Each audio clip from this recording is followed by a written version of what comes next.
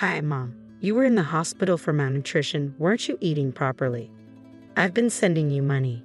Yeah, thank you for that. But 60 cents. You know the fee costs more than that, so don't worry about it. 60 cents? What do you mean? I'm broke and I've been living a frugal life, cutting down on food and utility expenses. Eventually, I collapsed from malnutrition.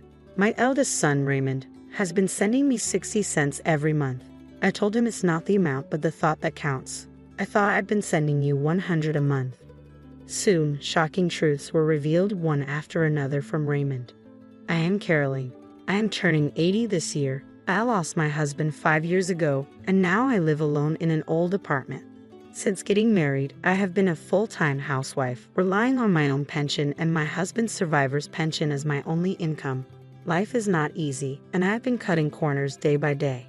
Of course, I save on food expenses as well as utilities and water bills, and I barely get by living in a cheap apartment. Today, it has been lightly snowing since morning, but I don't turn on the heater to save electricity. I wear a down jacket and layer warm pants in the house to stave off the cold. My fingers are chapped and bleeding from doing chores with cold water. I have frostbite on my left hand, which is swollen and red-black as I rub my stiff fingertips while cleaning up after lunch. My daughter-in-law, Samantha, comes to visit. Hello, mother-in-law. I brought this week's medicine. It's the usual $80. Samantha brings me medicine every week. Raymond also cares for me, but he's busy as a pharmacist at a large hospital, so Samantha looks after me. A few years ago, Samantha accompanied me to the hospital for checkups, but recently she only delivers the medicine. It's cheaper this way, she says. Honestly, the medicine is a big expense for me, who is broke. However, I am told that stopping the medication will cause discomfort, so I have it delivered every week. Samantha used to be a pharmacist at a hospital like Raymond. However, she quit her job after getting married and now works part-time at a local drugstore. I'm always grateful for your help, Samantha. By the way, do you know anything about the box of rice crackers I had stored in the drawer? The one with the kids' scribbles on the lid. It's been missing since last week. I point to the dresser in the back. Last week, I had Samantha tidy up around the dresser, but the box has been missing ever since. Inside the box, I kept my hard-earned savings, a box of rice crackers. I don't know anything about that. Maybe you put it somewhere and forgot about it. Can you not blame me? Samantha, perhaps hurt by the suspicion, took the money for the medicine and left with an unpleasant look on her face. I can't argue with that. After putting away the medicine, I grabbed my cane and went toward the post office. Today is the end of the month. Since my husband passed away 5 years ago, I have had no other income than my pension. My son Raymond, concerned for me, has been sending me money every month. My bank book, spit out from the ATM as usual, had deposit 60 cents written on it. The amount sent was so little that the transfer fees seemed to cost more, but it's the thought that counts. Though it doesn't help much with daily life, I am grateful for it. After leaving the post office, I headed to my regular greengrocer. Since I visited every week, I became quite familiar with the energetic owner Dane, who is in his 60s.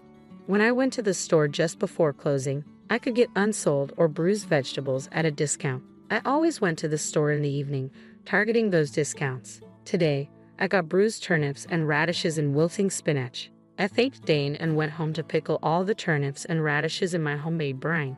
The secret brine pickles I've been making for years as a hobby and to save money are excellent in both flavor and texture. I had a simple but delicious dinner of spinach and pickles. Lately, my health has been deteriorating. I feel dizzy when I stand up and I get short of breath just from moving a little. My nails and fingertips are also in bad shape. Perhaps my body is weak because I haven't been eating well due to cutting food expenses. I've had health issues before, but I never paid much attention, thinking it was due to age. But recently, the pain in my body is unbearable and the dizziness is terrible. I tried calling Samantha to see if she could take me to the hospital. The hospital, just for dizziness. Well, I'm old, so it might be inevitable. But I'm worried. I haven't been to the hospital in years. Could you take me for once? But I'm busy. I don't have time. Raymond is working non-stop too. I'm sorry, but can we do it another time? It's not that urgent. Samantha refused to accompany me to the hospital. Even the nearest hospital is quite far from my home. Being broke, I can afford not only the medical fees, but even the transportation costs. Oh, and please don't contact Raymond. He's in a crucial period at work. If anything happens, please contact me. Samantha emphasized that and then hung up the phone. I sighed and took my medicine with cold water. One day, as I was chatting with Dane at my usual greengrocer, I was hit by another severe bout of dizziness. Unable to support myself with a cane, I squatted down on the spot. Dane rushed over. "Are you okay?" and peered into my face. The dizziness didn't subside even when I sat down. "I'm just feeling a bit dizzy. Nothing is wrong. I'm fine." As I said that, I tried to stand up forcefully. Suddenly, the world spun around and I fainted. When I woke up, I found myself in a hospital bed. Dane was sitting beside me, receiving an IV drip. I heard the story from Dane. Apparently, after I collapsed at the greengrocer's, he called an ambulance for me. I had slept all night since being brought to the hospital, and it was already bright outside. The doctor explained that I had anemia due to severe malnutrition. Unbeknownst to me, my bones had become hollow, and my body was in a more serious condition than I thought. I was worried about the treatment costs and wanted to leave early, but the doctor told me I had to be hospitalized for a week. "Caroline, I always tell you to eat properly. I was shocked when you suddenly collapsed." Dane had always been concerned about my health. "Sorry for making you worry, but I don't have any money." "Didn't you have an eldest son? He's a doctor or something, right? He must be earning a good salary working at a hospital, so he could at least send you some money." "He's a pharmacist. I've been receiving support from him." I smile awkwardly and close my mouth. "I receive a monthly allowance from Raymond, but it's too small to help with my living expenses. With the weekly medicine fee I pay to Samantha, even my pension has been significantly reduced. Dane says I should get more money, but I'm hesitant to accept money earned by others, even if they're family. However, what worries me now is the hospitalization cost. With my barely getting by lifestyle, I can't imagine affording such high medical bills. Also, I'm concerned about my precious rice brine pickles. If I don't stir them every 3 days, they'll go bad." After thanking Dane for returning to the store, I searched for my cell phone to contact Samantha. Looking at the screen, I saw that the battery had died. I don't remember Samantha's number, but I memorized Raymond's because it's similar to my home number. Samantha told me not to contact Raymond, but with things like this, I can't avoid it. I borrowed the hospital phone to call Raymond. "Hello? Oh, thank goodness. It's been a while since we connected, Raymond. It's your mother. Sorry to call you during work." Samantha had forbidden it, but I called Raymond from time to time. I just wanted to hear his cheerful voice, but for some reason, he never answered my calls. Was he too busy with work to answer the phone? Anyway, I was relieved that the phone connected during this crucial time. I thought, who could this be? "It's been a while since you called, Mom. Where are you calling from?" I was reluctant to worry my eldest son, but I admitted I was in the hospital. I briefly explained to the surprised Raymond how I had collapsed and been hospitalized. "What? Malnutrition, Mom? Haven't you been eating properly? I've been sending you money for that reason." "Yes, I'm really grateful for that. Your support means a lot to me, but 60 cents might cost more in fees, so don't worry too much." 60 cents fees? What do you mean? With a puzzled tone, I told Raymond how I received 60 cents from him every month and that I appreciated the gesture more than the amount. "I thought I was sending more money to Mom," Raymond finally speaks, as if squeezing out the words. "Wait, I'm curious about that too. But you mentioned malnutrition, right? Mom should have been going to the hospital every month, and she should be getting her medicine. Hasn't the doctor said anything until now?" "Yeah, I'm getting the medicine. Samantha delivers it to the house every week. I haven't been to the hospital in years. Lately, I've been having bad dizziness and palpitations, and I wanted to go to the hospital if possible. But Samantha said I'm busy, so maybe next time. Just the medicine every week." Raymond seems to be worried about something as he mumbles on the phone. "Anyway, I know you're busy, but could you please bring me some clothes and the insurance card on your next day off? And I'd like you to mix the rice brine pickles every 3 days, all right? I have the keys to our parents' house, so I'll leave work early today and go there. Don't worry about the hospital bills. I'll be there by evening." Raymond seems strangely preoccupied, but I'm grateful he can come right away. "Thanks. Be sure to wash your hands well and mix the pickles with your bare hands, Mom. I'm here. How are you feeling? Are you okay?" After the call, Raymond shows up in the afternoon. It seemed he left work early.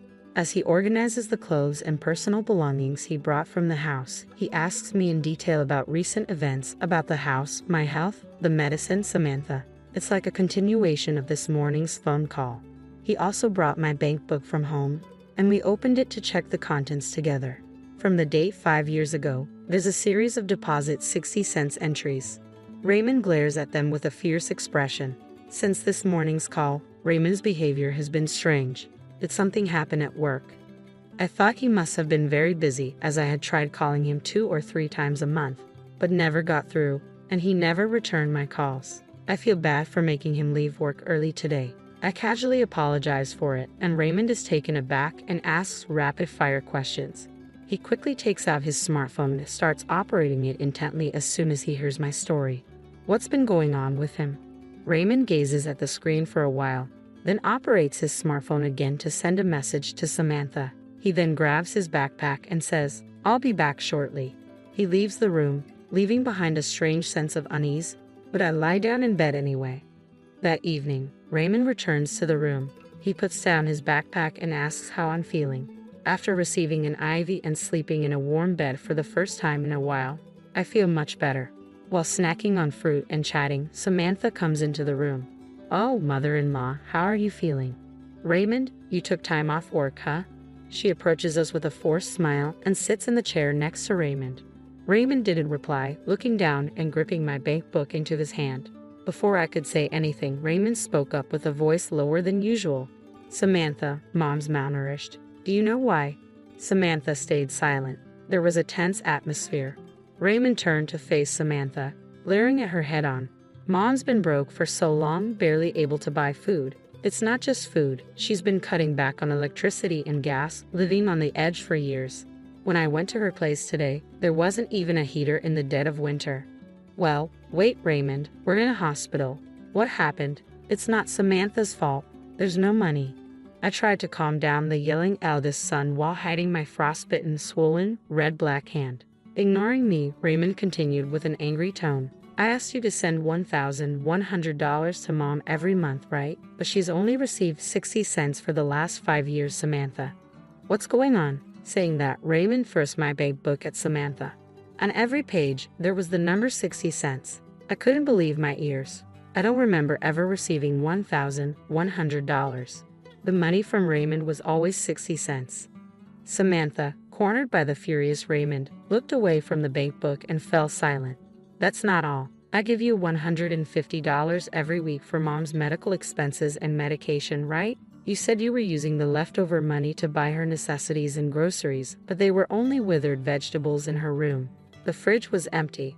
"Be quiet. I gave her the medicine." "What kind of medicine? Without a doctor's prescription, you decided to prescribe it yourself." "All that was in Mom's house were basic vitamins. You bought some random vitamins at the drugstore where you work, put them in a medicine-like bag, and handed them over, didn't you? What were you thinking?" Raymond's tone was stern. "I had no choice. I needed the money," Samantha yelled back to the furious Raymond. Even though this was a private room, we were still in a hospital.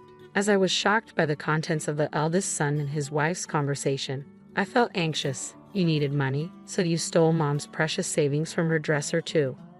With that, Raymond pulled a crushed box out of his backpack. On the lid was a drawing of my husband and me, drawn by Raymond when he was a child. It was the box of rice crackers I had been searching for the last week. I too was so shocked that I gasped. "What?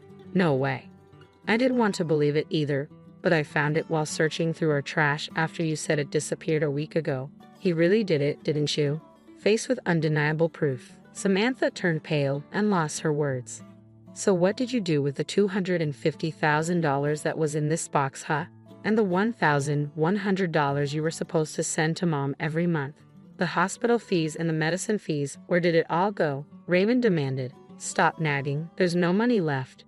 Samantha, who had been trembling as she stared at the box, eventually stood up, knocking over her chair, and yelled back defiantly, "It's all your fault anyway. You always ignored me and focused on your mother. Ben is way better than your husband."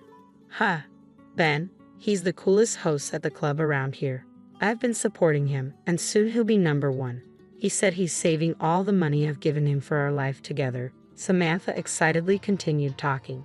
Both Raymond and I stared at her blankly. I didn't quite understand, but it seemed she had fallen for a man and was providing him with money. Apparently, she needed a lot of money for that.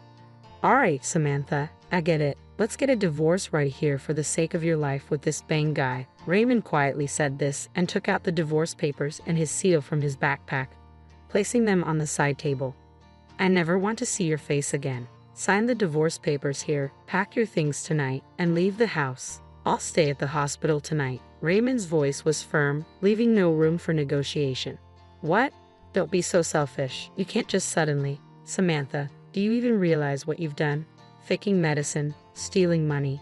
If you don't want a divorce, we can go straight to the police instead. Samantha, who had been so confident, flinched under Raymond's intimidating gaze and eventually started making tearful excuses. I had no choice. My part-time job wasn't enough. I took a little from the money you sent and the medicine fees, but I know it was wrong. Besides, neither you nor your mother noticed for years, right? You both share some responsibility. Enough. I don't know when you did it, but you went through my phone and blocked Mom's number. You even told her not to contact me, didn't you? You deliberately kept us apart and exploited her without getting caught. Raymond's anger was palpable as he slammed the divorce papers on a table with his fist. Samantha flinched. Anyway, Samantha, this is goodbye. I'll make sure you pay back every penny you've taken from us. Remember that. If you don't, we're going to the police. Raymond's voice was resolute. Finally realizing the gravity of her actions, Samantha couldn't say anything and signed the divorce papers with tears in her eyes. Samantha left the house that night, as Raymond had told her to, almost like she was running away. In exchange for not reporting her to the police, Raymond made sure to demand repayment of the money she'd taken. The amount she'd taken for the last 5 years since my husband's death, including the money for living expenses and medicine. In total, it amounted to over $900,000. I was shocked. Samantha later lost contact with the host she had given so much money to and went berserk in the club, getting herself banned. Bad rumors seemed to spread from nowhere, and before she knew it, they reached her part-time job, resulting in her being fired. With her income gone and not a penny to her name, Samantha couldn't rent an apartment and had to spend some time sleeping in internet cafes. But what happened to her after that is unknown. I had almost given up on getting back the money Samantha had taken as she had disappeared. But her family, who learned of the situation, decided to repay the debt in small amounts on her behalf. It might be difficult to recover the full amount of stolen money, but I was happy with their gesture. After being discharged from the hospital, I decided to leave with Raymond. We're living peacefully together in the house Samantha left, just the two of us. I had been forced to live a difficult life, being exploited by Samantha, but now, in our warm, comfortable home, I'm eating well, and my health has improved. Dane, the greengrocer who has always been worried about me, finally felt relieved. I still continue to make my specialty pickles. I used to do it just as a hobby and for saving money, but now, with Raymond's help, we're sharing information on how to make good pickles and delicious pickle recipes. In a few years, my pickle channel became hugely popular, possibly because an 80-year-old content creator was a novelty. And now, it brings in an amazing income. I had always thought that making money was impossible for me, as I had never worked as a full-time employee. But even I can be useful to others. More than earning money, I've come to know the happiness of bringing joy to others and now live a fulfilling life every day. Your mom and dad are really sick. You have to come back home right away. I begged Tyler to help, but he was mean. He said, "I'm busy with my friends. Deal with it yourself. You're probably making it sound worse than it is, right? I gotta go." I tried to talk to him again, but he hung up on me. 2 weeks later, when Tyler got home, I told him, "They're both gone. Their funerals are done." Tyler looked shocked and confused. "What do you mean both? Are you joking?" he asked me, scared. "No joke. I called you 2 weeks ago about your mom and dad being very sick," I told him. "But why didn't you tell me earlier?" Tyler was speechless. "My name is Jessica Atkins. I'm 56, and I take care of the house full-time. I used to work at an office, but I quit when I got married. I met Tyler in college. I joined the tennis club because a friend asked me to. I didn't know how to play. I just wanted to have fun. But Tyler, who was in charge, was serious about tennis. He'd get mad if you couldn't keep up during practice. Because I was new at tennis, I couldn't even hit the ball with my racket, and Tyler would get mad at me. He'd say, Jessica, seriously. You're just getting in the way. Go do something else and make me leave the court. His words made me feel really embarrassed. Most of the time, I was only allowed to pick up the balls, hardly ever getting to play. I got so frustrated that I practiced tennis at home. Maybe all that practice paid off. One day, when Tyler served the ball, I hit it back really well. Tyler looked surprised because he thought I'd miss. But then he said, "Jessica, that was amazing," with a big smile. In that moment, I realized I had feelings for him. After that, Tyler kept being strict, and I kept trying hard to keep up with his tough training. Then one day, after a while, we were out with friends for our monthly get-together. We do this to strengthen our friendships outside of our usual group activities. On our way home from one of these gatherings, it was just me and Tyler. Suddenly, he told me he had feelings for me. "Jessica, I've fallen for you. I want us to be together." I was surprised. Tyler had never shown any signs of liking me before. But I also had feelings for him. So I said, "I like you too. Let's give it a try." That was the start of our relationship. Tyler wanted to keep our relationship a secret from our club friends to not affect the team spirit. But I was so in love with him at that time. I was just happy to be with him. We kept dating even after we finished college, and we got married when I was 26. I quit my job as Tyler asked when we got married. I'll always be there for Tyler, I thought. At that time, I was deeply in love, imagining a bright future with Tyler. It's been 30 years since Tyler and I tied the knot. In the beginning, we went on lots of dates and were really close. But as time passed, things started feeling a bit ordinary. Even I didn't put as much effort into my looks as I did when I was younger. I used to wear trendy clothes and always look stylish when going out with Tyler. I remember spending a lot of time on my makeup, but now I'm more relaxed about how I dress. Comfort is key for me these days, so I prefer loose skirts with elastic waists over ones with zippers. Since I stay home most of the time, I don't bother with makeup from morning to night. I can't even remember the last time I wore any. Some people might think I've let myself go. Compared to my younger days, my body has changed quite a bit. I used to be slim, but not anymore. I've gained weight and now look like the before pictures you see on weight loss shows. Maybe this change in how I look is one reason why our relationship feels routine now. Over time, I've noticed Tyler treating me more like a mom than a wife. Even though I'm not his mother, he sometimes jokes, "Mom, can I get another coffee?" By the way, Tyler's mom still lives nearby, about a 10-minute walk from us, along with his dad. But we live in separate homes. My in-laws are really kind and always worry about me. Because they're so caring, I wanted to support them, so I visited them a lot. But recently, their health has been getting worse. My father-in-law is fighting a serious illness, and the doctors say there's not much more they can do. With tears in his eyes, he told my mother-in-law and me, "I want to spend my last days at home." So he left the hospital and is now getting special care at home. Taking care of my father-in-law all by herself, my mother-in-law looks exhausted, and she seems really sad. As a stay-at-home wife, I help take care of my in-laws almost every day, but I know it must be really hard for my mother-in-law to live with him all the time. It's tough, Jessica. Could you stay with us just for one night? She asks me, looking vulnerable. I'm sorry. Tyler comes home at night, I say, even though it hurts to turn her down. I understand. My mother-in-law says sadly when I say no. Every night, I have to take care of Tyler. Tyler is a very bossy husband and never helps with anything around the house. He just leaves his dirty socks everywhere. I have to make sure dinner is ready and warm when Tyler gets home. There's no way I can serve leftovers. If he finds out, he'll get really angry. Once I was late getting home because I was taking care of my father-in-law. When I finally got back, Tyler was furious. "You should put me first instead of my dad. I'm your family, remember?" He yelled at me, his face all red. I wanted to remind him that my father-in-law is his family too. But I stayed quiet because I knew arguing would only make things worse. Because of moments like this, I'd always have to prioritize Tyler. Every day feels so tight and stressful. As a stay-at-home wife, I feel guilty and can't stand up to Tyler. I couldn't help my sad mother-in-law. I could only look at her with worry. Lately, Tyler's been coming home late a lot, and he never tells me. Sometimes, he even comes home on the last train. You're late again. Tyler came home after midnight one night.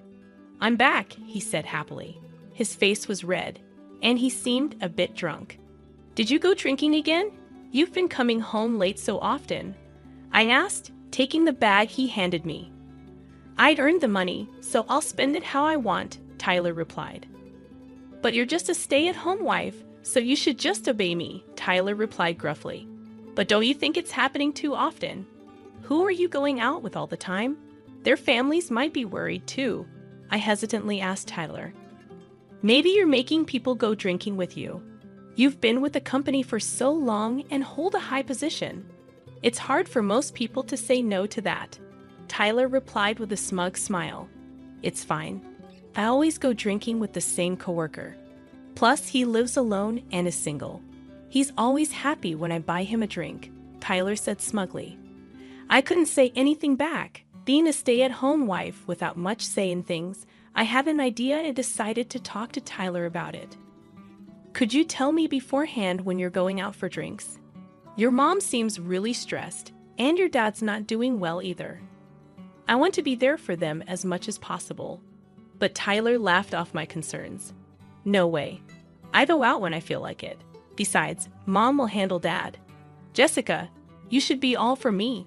As I was shocked by Tyler's harsh words, he said, Stop standing there and get the bath ready. You're so slow with it, and he quickly went to the bathroom. Yes, I'm sorry. All I could do was reply like that. Then one day, Tyler suddenly said to me, I'm going on a trip for 2 weeks starting next week. While I stood there in shock, Tyler cheerfully looked through a guidebook, thinking about what he'd eat. And he was planning to go to Australia. Regaining my composure, I asked Tyler, Why the sudden international trip? What about your job? And I don't even have a passport. Tyler seemed a bit annoyed by my questions. I got a bonus, so I thought I'd just go for it. I've already asked for time off from work, and I'm not taking you, Jessica, so you don't need a passport, right? Tyler answered casually. We haven't even had a proper honeymoon since we got married. Who are you going with? I asked Tyler. Even for day trips, Tyler would say it's a waste of money and never took me along. Now this sudden international trip, it seemed suspicious. I looked at Tyler intently. I'm going with a coworker, Tyler replied. Now hurry up and get dinner ready. I realized it would be hard to question him further. Tyler probably wouldn't answer me if I kept asking, and he might even get angry. Though I felt frustrated, I reluctantly started preparing dinner. And on that day, Tyler set off for his trip early in the morning. But by noon, I found myself desperately calling him. What do you want? I'm about to board a plane for an international trip. Can't you see I'm busy? Tyler snapped at me as soon as he answered. My in-laws are in critical condition. Please, can't you cancel your trip and come home immediately? I pleaded desperately with Tyler. If he hadn't boarded the plane yet, there was still time, or so I thought. But Tyler's response was harsh. I'm on vacation with my colleague. Deal with it on your own. You're probably making it sound worse than it is. I'm busy. Gotta go now. Bye. Wait a second. I tried to reach out to Tyler, but he hung up on me anyway. No matter how many times I called back, he didn't answer. You'll regret this, I muttered to myself. 2 weeks later, I'm back. Tyler came in cheerfully, carrying a big suitcase. I went up to Tyler, feeling angry and upset, and said, Both their funerals are over. What? Tyler looked confused, like he didn't understand. What do you mean by both their funerals? Are you playing some kind of sick joke? Tyler panicked, questioning me. I sighed deeply at Tyler's reaction. It's not a joke. Don't you remember? I called you 2 weeks ago, telling you your parents were really sick. I reminded Tyler. But why so suddenly? Tyler trailed off, unable to find the words, and I found myself sitting on the floor. When I went to see your parents, They both had collapsed and looked really pale. I called an ambulance in a panic, but the doctor said they were both in critical condition. Your dad needed care for a while, and your mom hadn't been well lately. It was just a series of unfortunate events. I explained to Tyler, feeling detached as I recounted what had happened leading up to my in-laws' critical condition. I'm heartbroken that my in-laws ended up like this. I was at their house almost every day and still couldn't save them in time. To this day, I regret not going there sooner. But right now, I'm just so angry at Tyler. My in-laws are his real parents, yet Tyler chose himself over them until the very end. No matter how much I begged, Tyler always put himself first. Remembering the tired look on my mother-in-law's face just makes me even angrier at Tyler. I said to Tyler, who remained silent with a grim expression. He probably can't accept what happened. I decided to confront Tyler further. It's your fault, isn't it? Choosing a trip with your colleague over your own parents. Did you have a good time on your vacation? I asked Tyler, trying to hide my anger with a sly smile. But Tyler just stayed silent. So I decided to poke a little further. Well, I guess going on a trip with your lover is fun, right? But 2 weeks seems a bit long. When I said that, Tyler, almost resigned, started to speak. You knew? Yeah, I've been seeing Baker from work. She's over 10 years younger than you, and she's been comforting me. It was clear that Tyler was indeed having an affair. His recent late nights were probably because of this Baker. As I remained silent, Tyler, thinking I had accepted his confession, continued to talk. Baker is nothing like you. She's slim, beautiful, and she has a job. You don't compare to her. Tyler was obviously proud of himself. Not bothered at all. I responded casually. He seemed to forget that he had asked me to become a stay-at-home wife after we got married. Then, as if he had an idea, Tyler made a suggestion. Exactly. Now that my parents are gone and there's no one to object, we can get a divorce and I can live here with Baker. So, leave right now. I was shocked by Tyler's words. Until now, I have been a stay-at-home wife, always going along with whatever Tyler said. I didn't have a steady income of my own, and part of me lacked the confidence to move out and support myself. But after seeing Tyler prioritize a trip with his mistress over his critically ill parents, I didn't want to stay with him anymore. Fine, I'll leave right now.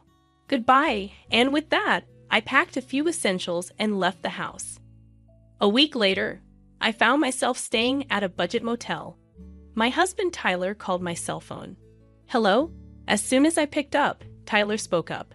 I can't find the checkbook at home. He sounded really panicked. But I left all the statements under Tyler's name at the house. That includes the bank book where Tyler's salary is deposited. The only checkbook I took is in my name. Did you check properly?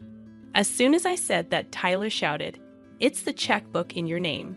That account had a pretty good amount of money, right? It's joint property, so half of it's mine, isn't it? After spending recklessly on trips and such, I couldn't believe Tyler was now talking about joint property. Holding back a heavy sigh, I calmly replied, "The money in that checkbook is from gifts I received from my family and savings from when I was single, so it doesn't count as joint property." You know that. Tyler, sounding frantic, responded, "That's a problem. I nearly spent all of my last month's salary and bonus on the overseas trip. I thought I could cover the shortfall in our living expenses by withdrawing from your account. Up until now, I'd kept my checkbook in a drawer where Tyler could easily see it. I had no intention of hiding it from Tyler, so he must have seen the balance. I've moved out, Tyler, so I have no idea about your living expenses. Maybe ask for an advance on your paycheck." I firmly declined Tyler's request. Then, just to give Tyler a heads up, I added, "By the way, there's hardly any inheritance from your parents. They were living on their pensions, and with the cost of your father's care, they were barely getting by. And you better clear out their rented apartment soon, or you'll be paying rent every month." My in-laws have been living in a rented apartment, barely making ends meet with the rent and the cost of caring for my father-in-law. My mother-in-law somehow managed to save and get by each month. I reckon my mother-in-law had her share of worries and stress. You're kidding. Tyler sounded shocked over the phone. So I decided to give Tyler the final blow. I have no responsibilities to help you out. You are on your own, I declared cheerfully. Why? Tyler's voice was full of disbelief. Despite kicking me out without any income, he seemed to have forgotten that. I hope they both lose their social credibility. I've got nothing left to lose. Whatever happens to them, it's none of my business. It's all my fault. Just help me out this time, please. Tyler pleaded with a voice full of desperation. No way. You're going to regret this big time. I told him that and ended the call with Tyler.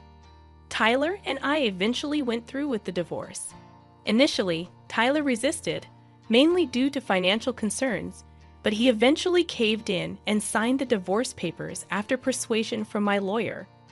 Tyler always acted tough around me and my in-laws, but seemed submissive around others.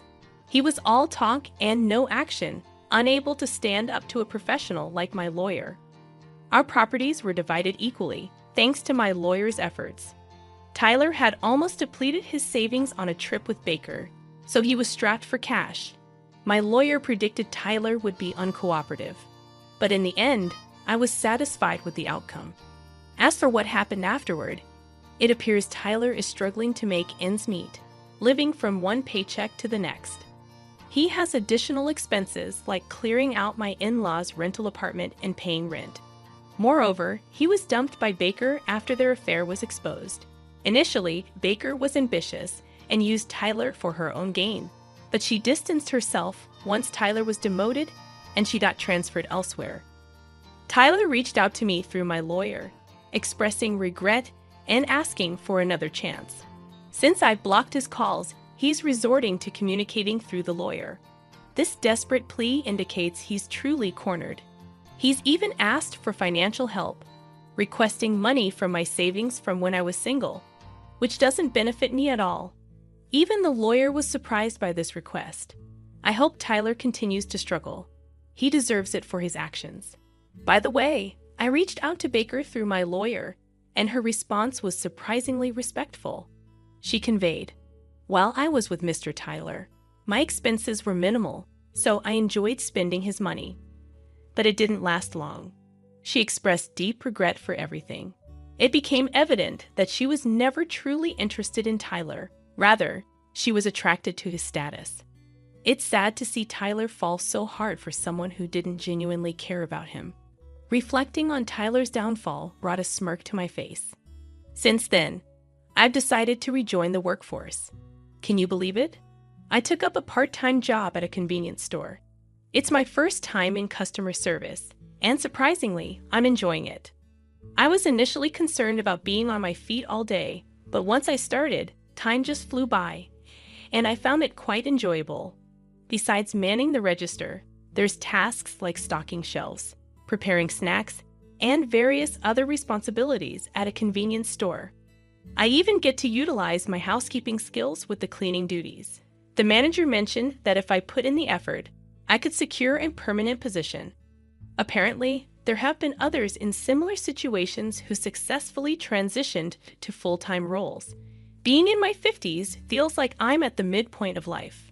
Despite going through a divorce, I initially thought my future looked bleak. But even at this age, I'm discovering new experiences and having a great time. I'm determined to keep looking forward and moving ahead. That's my mindset right now. If the ownership of this house isn't transferred to me, I'm contemplating divorce. I was taken aback when my husband suddenly dropped this bombshell. This house holds precious memories of our family, and I can't bring myself to let it go. However, my husband is threatening me, playing with my emotions. Distraught, I reached out to my father for help. My name is Emily. I'm 30 years old, a full-time housewife, dedicating my days to supporting my family through household chores. I married John 2 years ago, quitting my job to support our life together. My husband worked hard for us, but since my father-in-law's passing, my mother-in-law moved in, disrupting our peaceful life completely. Surprisingly, I learned about my mother-in-law's move only the day before it happened. When my husband came home, He casually mentioned it as if it were a natural thing. Huh, this is so sudden. Your mother is coming over to visit tomorrow? I asked. No, she's not coming to visit. She's moving in. So please prepare and clean up, he replied.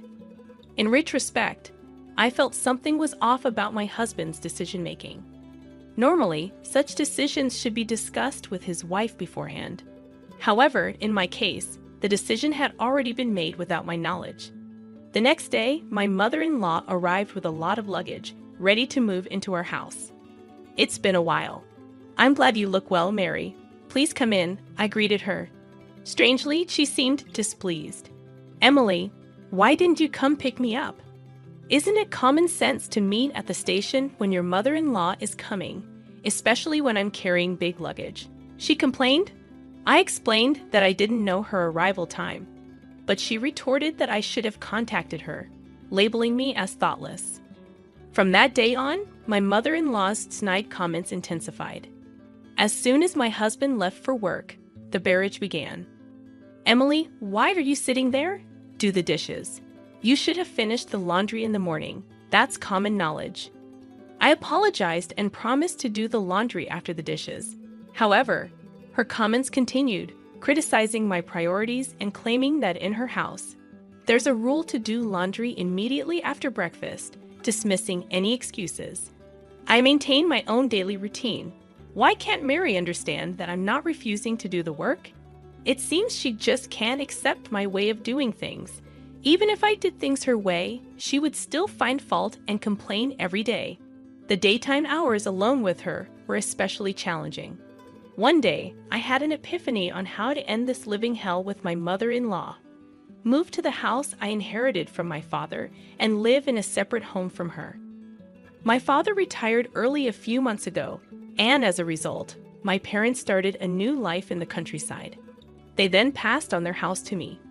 Fortunately, that house isn't too far from our current apartment, and we were planning to move eventually. Living with my mother-in-law has reached my limits, so I decided to talk to my husband about moving sooner. John, can we talk for a moment? I asked. He inquired, What's up? Anything happened? I brought up the house my father gave us and suggested moving there. Oh, that house. We did talk about moving there someday.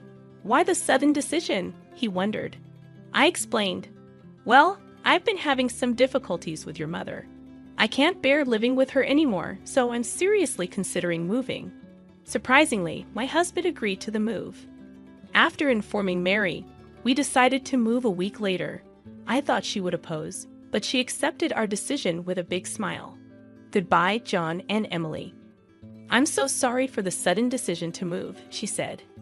We reassured her, don't worry about it. It's wonderful that your father gave you the house. He's very sweet. Thank you. Please visit us sometime. She promised to visit, and we headed to our new home. I felt relieved. I wouldn't have to hear snide remarks from her anymore. From now on, I could live freely at my own pace. Although I thought she might oppose, I'm glad I consulted John. However, my peace did not last. While I could keep a distance from my mother-in-law and reduce stress, my husband started coming home late. It wasn't just late returns. There were days when he wouldn't come home at all. He was visiting his mother, defending his actions by saying he was worried about her. It became too frequent, disrupting my daily life. One day, I realized this couldn't go on. I sat him down for a talk. John, you've been coming home really late lately, and sometimes you don't even come home at all. Is that so? I'm just worried about my mother, he replied. That's not the point. At least let me know beforehand that you'll be late so I'll know I don't have to prepare dinner. Since you're a housewife and always at home, you can eat the leftovers for lunch the next day, right? So you're saying I should just accept everything quietly because I'm a housewife? Are you saying we shouldn't talk about this? Isn't that the truth? Housewives just relax at home, right? What? What are you saying? Anyway, I'm worried about leaving my mother alone. Ellie will be coming back soon, and I need to discuss some things with her. Wait, Ellie is coming back. Ellie is John's sister who currently lives abroad for work. It was the first time I heard she's coming back. But what does he need to discuss with her? Curious, I asked my husband. We're moving Ellie here to live with us. What? Live together? Yes, she kept saying she wanted a big house like the one she lived abroad. That's why I thought of letting her stay in this house. I don't understand. Suddenly informed of this, I couldn't think of anything. Is my sister-in-law going to live in this house? I was just able to escape Mary's bickering, and now his sister. Wait a minute. Why is Ellie going to live in this house? This is the house that I inherited from my father. It's unnatural. This is the only big house that would satisfy Ellie. The apartment where we used to live is now where my mother stays, and it's too small for 4 people. Don't just decide on your own. I never intended to live with Ellie. Oh, I don't plan to live together either. I intend to give this house to Ellie. What? Why? Because we plan to move back with my mother. Ellie can use this house freely.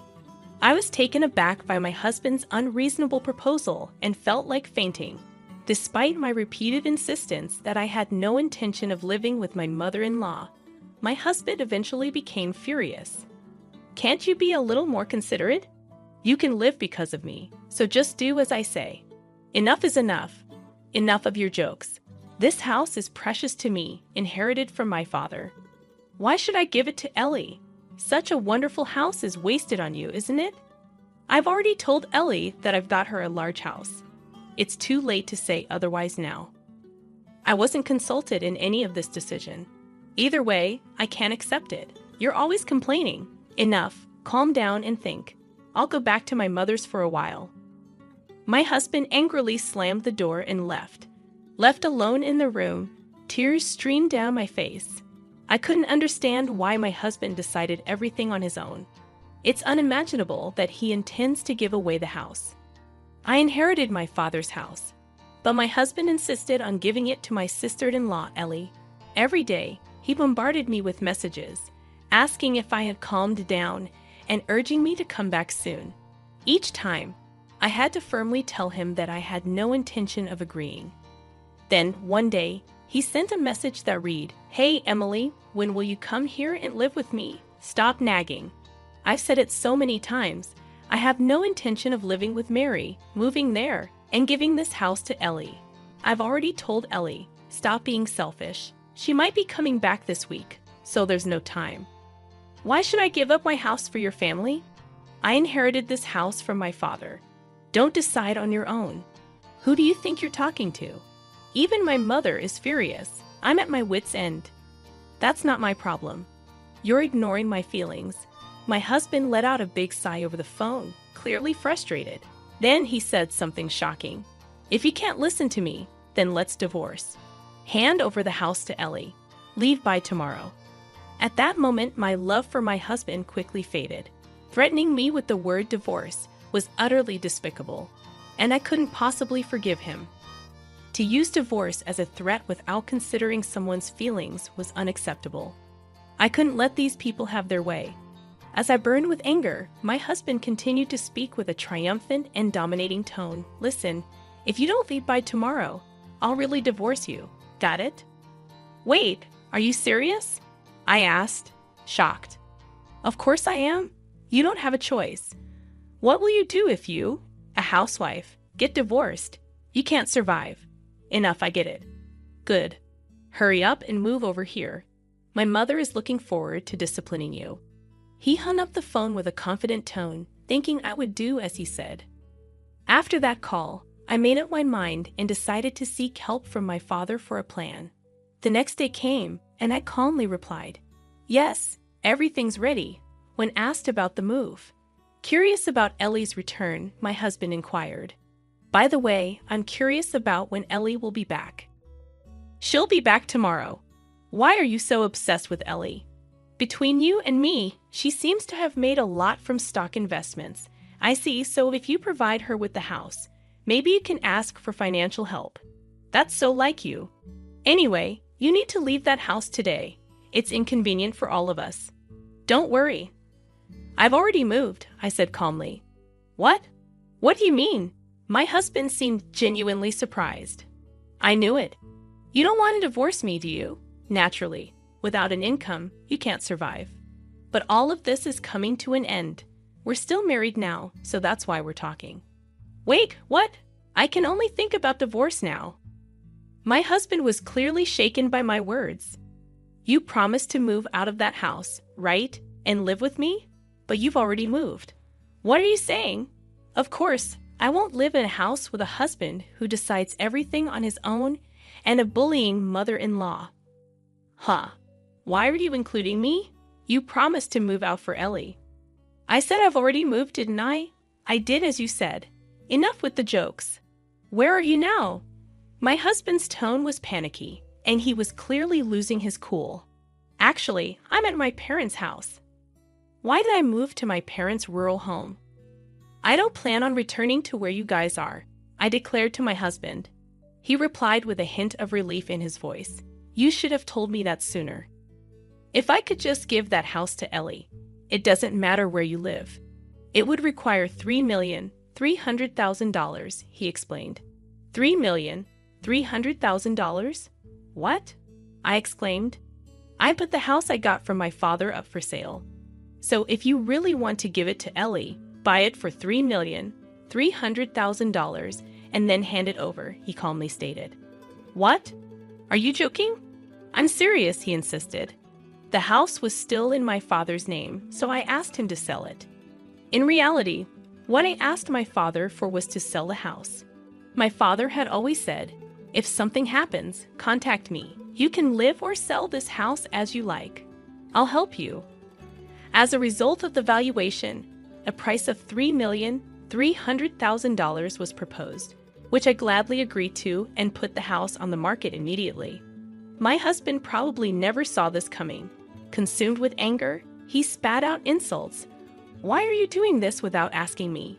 This is unforgivable. Dan, I retorted. I'm not asking for nor do I need your approval. We're getting divorced soon anyway. I don't care. Do you understand your position? You'll be the one in trouble if we divorce since you don't have an income. You're just a housewife. I'd rather struggle on my own than be with you forever. Listen, Ellie will be coming back soon. I told you, I'm relying on Ellie's money, didn't I? So what? Like I said, if you want to let dear Ellie live in that house, just buy it for $3,300,000. That is if you can. What? That's impossible. If Ellie has made a lot of money from her investments, I don't see why she can't afford it. I don't know how much she made, but that's too much. She can never afford it, my husband insisted, maintaining his domineering attitude. I felt it was foolish to spend any more time on him and unleashed everything I wanted to say. I'm done with you and this ridiculous mess. Did you think threatening divorce would make me give up the house? If you thought being a housewife meant I'd do whatever you say, you're so wrong. Hey, let's calm down and talk. I am calm. Isn't it you who's panicking? I won't be controlled by you or your family anymore. Stay out of my life. Go to hell with your beloved mother, you mama's boy. I shouted loudly enough for the whole neighborhood to hear, then abruptly hung up the phone. Of course, I'd had enough of these insane calls from my husband, so I blocked his number. I immediately consulted my lawyer and decided to request a divorce. It took some time, but the divorce was finalized, recognizing my husband's fault. He and Mary still live in that apartment. As for Ellie, they couldn't provide the large house she wanted, and she was furious, claiming this wasn't the deal and made a U-turn back overseas. My ex-husband's plan to seek financial assistance from his successful sister fell through. Now, he seems to be struggling financially, having to pay me alimony and support his mother. As long as he continues to live with such a selfish mother, his life will never be prosperous. On the other hand, I've moved to the countryside and am enjoying peaceful days with my parents. I recently started a clerical job at a small company introduced by a neighbor. With that salary, I can live comfortably. I plan to live here for a while. I want to be by my parents' side as much as possible to